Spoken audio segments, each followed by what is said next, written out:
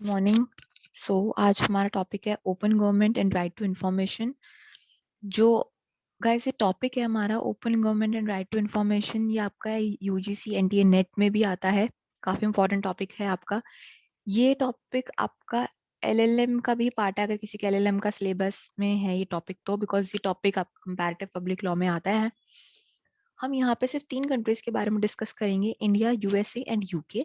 मैंने यहाँ पे बाकी कंट्रीज इसलिए नहीं डिस्कस करी क्योंकि वो एग्जाम्स में नहीं आती हैं। सिर्फ ये कंट्री आती है, ठीक है, यूएसए आती है और यूके आती है।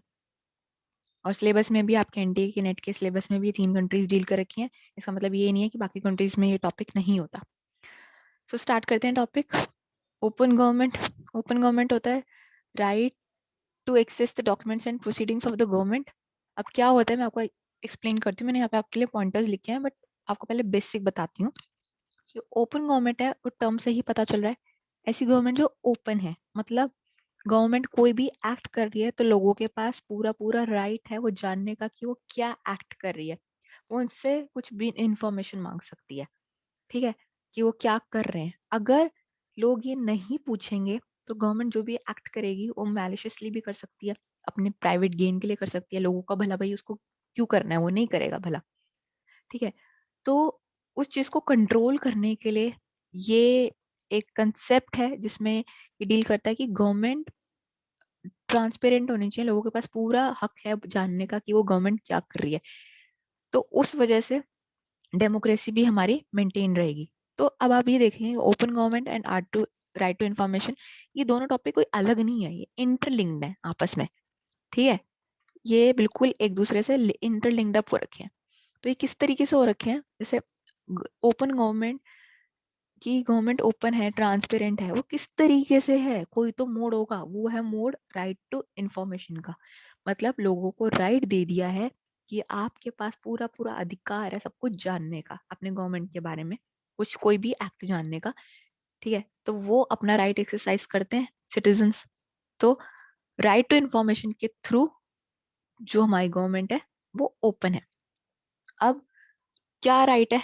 राइट है पहला, ये एक डॉक्यूमेंट्स एक्सेस कर सकती है, कोई भी गवर्नमेंट से रिलेटेड कोई भी गवर्नमेंट की प्रोसीडिंग्स हैं वो सब जान सकते हैं। अब मैंने यहाँ पे कुछ प्रिंसिपल्स लिखे हैं जो ओपन गवर्नमेंट के बहुत एसेंशियल्स रिक्वायरमेंट है। वो क्या है बेसिकली, कि जैसे ट्रांसपेरेंट, आपने साइंस में पढ़ा होगा ट्रांसपेरेंट क्या होता है, ठीक है, ओपेक क्या होता है, सब कुछ आपने पढ़ रखा है, ठीक है ना। तो इसमें बेसिकली ये बात करता है कि जो ये ट्रांसपेरेंट है, मतलब आर पार बिल्कुल क्लियर, कोई चीज हिडन नहीं है। तो गवर्नमेंट हमेशा ऐसी होनी चाहिए, कुछ भी उसका ऐसा हिडन एक्ट नहीं होना चाहिए जो वो एक्सरसाइज कर रही हो लोगों को पता ही ना हो। अकाउंटेबल कैसे, लोगों ने वोट करके बनाया उन्हें, ठीक है, गवर्नमेंट सेट हुई है, तो गवर्नमेंट की भी ड्यूटी होती है कि वो अकाउंटेबल है, वो लोगों को जवाब देगी, ये उसकी ड्यूटी आ जाती है। और उनके बीच में हमेशा पार्टिसिपेशन मेंटेन होना चाहिए। अब आप यहाँ पे देखेंगे, यहाँ मेंशन्ड है power tends to corrupt and absolute power tends to corrupt absolutely. इसका मतलब क्या है, गवर्नमेंट के पास पावर आ गई, ठीक है, अब पावर है और कोई चेक एंड बैलेंस करने की कोई चीज है ही नहीं, तो वो करप्शन होगी वहां पे। ऑब्वियसली बात है, आपको कोई रोक टोक नहीं है, भाई आपके पास पावर ही पावर है तो आप करप्ट हो गए। लेकिन अगर उसमें कुछ भी चेक बैलेंस नहीं है तो ऑब्वियस सी बात है वो करप्शन होगी होगी। तो किस तरीके से कंट्रोल की जाती है, there are various methods, right. So एक तरीका तो यही है, ओपन गवर्नमेंट एंड आरटीआई। लोगों के पास हक होगा तो जानेंगे, they can question it, they can challenge it, right. लेकिन इस चीज की भी, ओपन गवर्नमेंट एंड आरटीआई की भी एक एक्सेप्शन है कि किस केस में गवर्नमेंट डिनाई कर सकती है कि हम आपको कुछ भी नहीं बताएंगे। अगर वो मैटर रिलेटेड है पब्लिक सिक्योरिटी से, डिफेंस से रिलेटेड कुछ भी मैटर है तो मैटर नहीं आएगी। फिर केस आता है SP Gupta versus Union of India. इसमें कोर्ट ने ये कहा था, the court had held that open government is new democratic culture of open society towards which every liberal democracy is moving and India should be no exception, ठीक है। अब यहाँ पे बात आती है आर्टिकल 19 ऑफ यूडीएचआर 1948 जो रिकॉग्नाइज करती है आरटीआई। ऐसे ये इंपॉर्टेंट है, क्वेश्चन आ सकता है कि इंटरनेशनल लॉ में ऐसा कौन सा आर्टिकल डील करता है यूडीएचआर में जो ओपन गवर्नमेंट या आरटीआई से डील करता है। तो दैट इज आर्टिकल 19। यूडीएचआर पता है ना, universal declaration of human rights. इसमें काफी सारे आर्टिकल्स थे, तो ये उससे डील करता है आपका। फिर अब हम बात करते हैं इंडिया में। इंडिया में मूवमेंट राजस्थान में आया था, अरुणा रॉय के थ्रू आया था, उसने इनिशिएट किया था। ये 1990 में इम्पोर्टेंट है, एमसीक्यूज में आता है आपके। ठीक है, तो ये चीजें याद रख लेना। उसके बाद एक ये मजदूर किसान शक्ति संगठन थी, इसने लोकल करप्शन एंड किया था। कि सारी कैसे एंड किया था, इनके पास इंफॉर्मेशन थी, उसके थ्रू उन्होंने एक्शंस लिए, तो उन्होंने लोकल करप्शन एंड कर दी। उसके बाद पार्लियामेंट को नीड लगी तो 2005 में इन्होंने नया लेजिस्लेशन बना दिया था। ठीक है, पहले एक और एक्ट लेजिस्लेशन बना था 2000, कब बना था, वो बना था 2002 में। ठीक है, तो वो लेकिन अनऑपरेशनल था, इसलिए 2005 में आया। इस लेजिस्लेशन को, इस एक्ट को पूरा याद करने की, इसको डेप्थ में जाने की आपको बिल्कुल भी नीड नहीं है। रीजन बिंग इतना डिटेल में आता ही नहीं है, आपको बस ये 4 पॉइंटर्स याद रखने हैं। ठीक है, पहला है central and state information commission. इसमें सेंटर और स्टेट लेवल पे कमीशन बनाया गया, वहां पे अपना एक एक ऑफिस था, जहाँ पे उनके एक पीआईओ थे। पीआईओ मतलब पब्लिक इंफॉर्मेशन ऑफिसर, ऐसा ऑफिसर जो इंफॉर्मेशन प्रोवाइड करता है लोगों को। कोई एप्लीकेशन देगा, ऑफिस में डालेगा, तो इसकी रिस्पॉन्सिबिलिटी बनती है कि वो उस एप्लीकेशन को रिस्पॉन्ड करे। कितने दिन में? With in 30 days. ये चीजें इंपॉर्टेंट है, ये याद रख लेना। ये जो मैंने मेंशन कर रखा है, इनको स्किप मत करना। अब कितनी पेनल्टी पे करनी है? अगर पीआईओ ने टाइम मतलब 30 डेज के अंदर अंदर नहीं दी इंफॉर्मेशन, तो उसको 250 पर डे, मतलब एक दिन के 250 रुपीज एक्स्ट्रा उसको पे करने पड़ेंगे। और 2500 पे करने पड़ेंगे, या तो वो डिनाइल कर देता है, या फिर वो कोई रॉन्ग इन्फॉर्मेशन प्रोवाइड कर देता है। ठीक है, अब हम बात करते हैं, आगे चलते हैं। इसमें मैंने यहाँ डील कर रखा है fundamental rights that protects this right, मतलब आरटीआई को प्रोटेक्ट करने के लिए ये 2 राइट्स हैं, मतलब इनके थ्रू हमें आरटीआई मिल रहा है। कैसे मिल रहा है? अब आपने ये तो पढ़ा ही होगा, आर्टिकल 21 में इम्प्लाइड राइट्स बहुत सारे रहते हैं, जैसे राइट टू फूड है। क्या हमारा अलग से कॉन्स्टिट्यूशनल राइट में दे रखा है? कॉन्स्टिट्यूशन में नहीं दे रखा ना, वो आर्टिकल 21 के एम्बिट में आता है ना। सिमिलरली राइट टू इन्फॉर्मेशन भी हमारा इन 2 आर्टिकल्स के अंडर आता है। कैसे आता है वो डील करते हैं। जो हमारा आर्टिकल 19(1) है, ये क्या बोलता है? You have right to freedom of speech and expression. अब आप अपना कुछ भी एक्सप्रेस कैसे करोगे अगर आपके पास इंफॉर्मेशन होगी? ठीक है, आप कुछ बोल रहे हो, आपके पास हक है बोलने का, तो आप तभी बोलोगे ना, इन्फॉर्मेशन होगी। और इन्फॉर्मेशन मतलब वो कहीं ना कहीं रिलेटेड है, आप इन्फॉर्मेशन मांगोगे तभी तो बोल पाओगे। ठीक है, आपके पास एक्सप्रेस करने का राइट है, आपने एक्सप्रेस किया, आपको कुछ चीज जाननी है, तो आप अपने इस आर्टिकल को अवील कर सकते हो। इसके थ्रू प्रोटेक्ट है आपका आरटीआई। और article 21 as basic right to life and personal liberty. और वो कैसे एक्सरसाइज हो सकती है?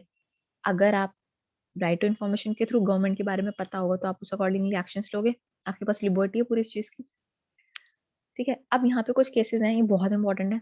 केसेस ये जनरली एमसीक्यूज में आते हैं। जैसे फर्स्ट है Bennett Coleman versus Union of India. इसमें बात करी गई थी कि लोगों को पार्टिसिपेशन के बारे में बात करी थी बेसिकली। पार्टिसिपेशन भी कौन सा? Public participation. ठीक है, पब्लिक पार्टिसिपेशन कैसे? जो डेमोक्रेसी के लिए हेल्प करते हैं, लोग पार्टिसिपेट करेंगे, इंफॉर्मेशन लेंगे, तो बेटर होएगा, ओपन गवर्नमेंट ज्यादा से ज्यादा होगी। फिर आता है कि state of UP versus Rajnarayan. इसमें बेसिकली एक पीएम था और एक सीएम, उनके बीच में कॉन्वर्सेशन थी।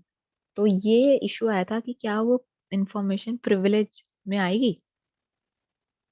ठीक है, प्रिविलेज में आएगी तो क्या हम आगे पास आउट कर सकते हैं? क्या वो पब्लिक जान सकती है कि उनके बीच में क्या कॉन्वर्जेशन है? तो कोर्ट ने हेल्ड किया था कि अगर इनके बीच में कोई कॉन्वर्जेशन किसी पब्लिक एक्ट से रिलेटेड है, तो लोगों के पास पूरा पूरा राइट है जानने का। Next is Tata press versus MTNL. वैसे इसमें बात हुई थी, ये जो केस है ना आपका, ये डील करता है आपका आर्टिकल 19(1)(a) से। कैसे डील करता है? Tata press limited versus MTNL, मतलब इसमें एक केस था कि कमर्शियल स्पीच के बारे में बताया था कि जो कमर्शियल स्पीच है वो आपका पार्ट है freedom of speech and expression का। ठीक है, and as far as the economic needs of the people, their fulfilment are guided by information disseminate through advertisement. आगे क्लियर हो गया? फिर आता है Dinesh Trivedi versus Union of India. इसमें बस आपको ये देखना है कि ये जो आपका आरटीआई है डील करता है आर्टिकल 21 में। ये आपको चीजें बेसिक पॉइंटर्स में बता रही हूँ, इसमें क्या केस में क्या हेल्ड था, क्या मीन है, वो याद रखना है एनटीए के हिसाब से, नेट के हिसाब से। फिर आता है case Uzair Hussain versus Union of India. ये जो केस है, ये आपका दिल्ली हाई कोर्ट का केस है, ये ध्यान रखना। ठीक है, दिल्ली हाई कोर्ट का केस है। इसमें बात हुई थी, कस्टमर के पास पूरी पूरी राइट है ये जानने का कि उनके फूड प्रोडक्ट, जो पैकेट फूड आते हैं ना, जैसे आपको चिप्स का पैकेट होता है, ठीक है, ये चिप्स का पैकेट है आपका, शेप गलत बन गई, ठीक है, इसमें आपका पीछे बैक साइड में यहाँ पे इंग्रेडिएंट्स लिखे होते हैं, छोटे छोटे कार्बोहाइड्रेट्स, ये वो करके ऐसे बहुत सारी चीजें, उसी के नीचे आप देखेंगे आपको इंग्रेडिएंट्स भी मिल जाएंगे, तो वहाँ लिखे होते हैं, तो उनके पास पूरा राइट है वो जानने का। अगर किसी चिप्स आपने खरीदा उसके पैकेट में सब नहीं लिखा हुआ, तो आप वो क्वेश्चन कर सकते हैं, आप वो जान सकते हैं। सिमिलरली कोई भी मेडिसिन होती है, कोई ड्रग है, उसके इंग्रेडिएंट जानने का लोगों के पास पूरा हक है कि वो जो कंज्यूम कर रहे हैं वो क्या है, ठीक है। फिर हम आते हैं ऑफिशियल सीक्रेट एक्ट 1923, ये बेसिकली एक्सक्लूजन है, मतलब कि वही कि डिफेंस रिलेटेड है तो हमें हमें कुछ डिस्क्लोज नहीं करना। Guys, जब ये टूटा, हमारा जो ये एक्ट है ये कब आया था? ये आया था हमारा 2005 में आया था। इससे पहले कुछ स्टेट लॉज थे अलग अलग अपनी स्टेट्स के इंडिया में, जो इन्होंने आरटीआई को डील किया था, स्टेट लॉज थे, ठीक है। तो ये हमेशा एक तो ऑर्डर में चलते हैं। 19 ऐसा नहीं है कि मैं पहले पहले कर्नाटका लिख रही हूँ, फिर दिल्ली लिख रही हूँ, फिर वापस गोवा पे जा रही हूँ। ये एक ऑर्डर है, एक केस आ सकता, मतलब क्वेश्चन आ सकता है आपका कि गोवा में विच ईयर 1997, ठीक है। ये ज्यादा डिटेल में है नहीं, बहुत छोटा सा है, ये याद आप कर भी सकते हो। और अभी तक जो मैंने बताया उसको एक ब्रीफ में अगर जानना है तो एक बार पॉज कर लो, ये पढ़ लेना साइलेंट फीचर्स, वो पॉज करके आप देख सकते हो। फिर आपका इंडिया खत्म हो गया, अब आता है यूएसए। यूएसए में जैसे इंडिया में आरटीआई हमारा प्रोटेक्ट था एक्ट में, पार्लियामेंट 2005, और हमारे कॉन्स्टिट्यूशन में फंडामेंटल राइट्स आर्टिकल 19(1) और 21। यूएसए में किस तरीके से प्रोटेक्शन मिलती है? एफओआईए के through, freedom of information act, एक एक्ट पास हुआ था। इसने सिर्फ बोला था कि लोगों के पास जानने का हक है सिर्फ फेडरल एजेंसीज के रिकॉर्ड, ये ध्यान रखना, सिर्फ फेडरल एजेंसीज के रिकॉर्ड है और कोई नहीं है। सिर्फ मैंने ओनली भी लिखा है यहाँ, मतलब उन वो कोर्ट की रिकॉर्ड्स भी नहीं जान सकते। स्टेट या लोकल एजेंसीज भी होती है ना, कोई लोकल एजेंसीज भी है तो उसका भी वो नहीं जान सकते, ठीक है।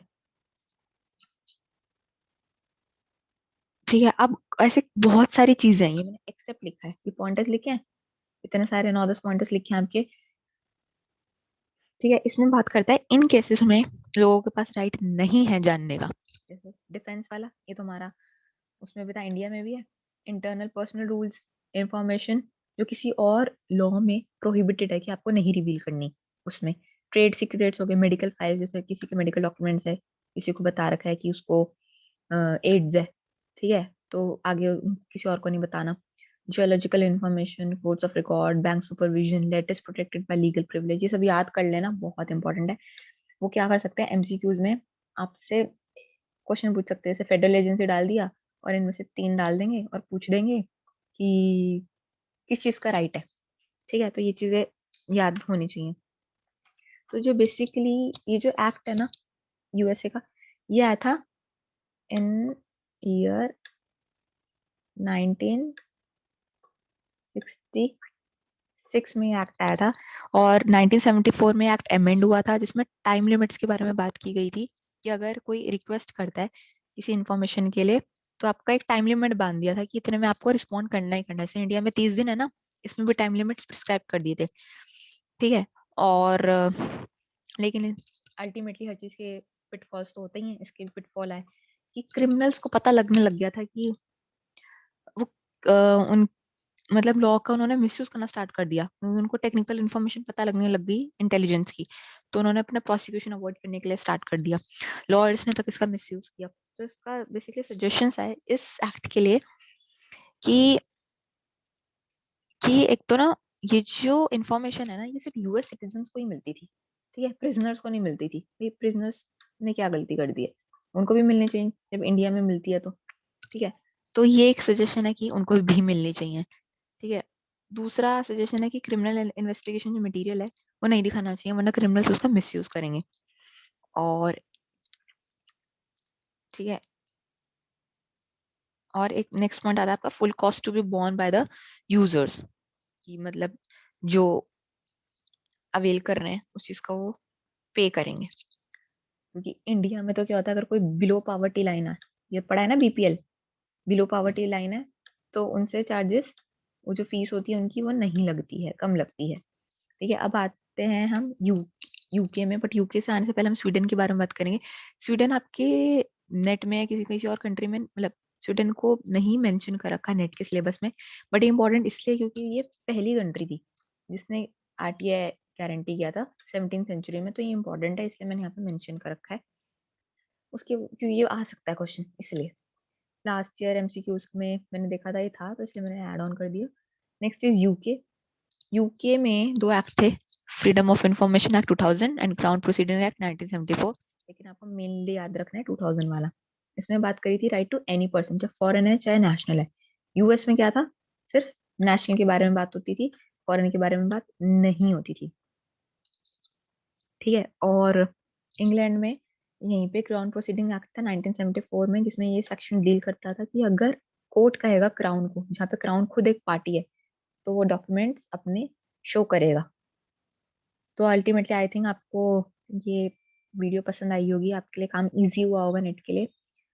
सो आई वुड, मैं आपका एनटीए नेट के हिसाब से जितने भी टॉपिक्स हैं स्पेसिफिकली जो आपका कंपैरेटिव पब्लिक लॉ से रिलेटेड टॉपिक्स हैं आपके, ये जो आपका सब्जेक्ट है सिस्टम ऑफ गवर्नेंस का, जिसमें आपके टॉपिक्स आते हैं कॉन्स्टिट्यूशन से रिलेटेड है, बाकी कंट्रीज में कंपैरिजन है, तो इंडिया का तो पता ही होता है आपको, बाकी कंट्रीज के कंपैरिजन के साथ मैं आपको बता दूंगी ब्रीफ में इनकमिंग लेक्चर्स। तो नेक्स्ट लेक्चर जैसे ऑम्बड्समैन हो गया, इसमें आपको डील करूंगी।